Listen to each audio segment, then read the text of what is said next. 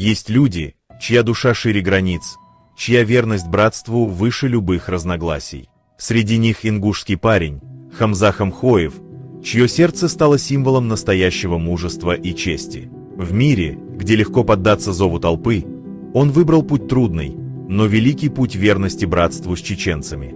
Ему не важно, что говорят за спиной. Он не ищет одобрения там, где предают принципы.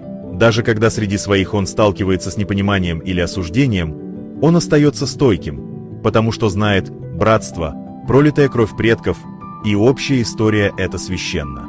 Его поступки — это не просто проявление дружбы, это вызов мелочности, это напоминание всем нам, что честь и великодушие превыше всего.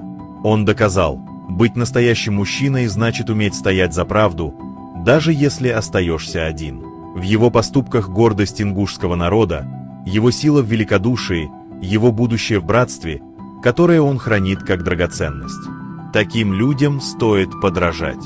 Такими людьми гордятся. Хамза, пусть Аллах дарует тебе и твоим близким счастье, мира и благополучия.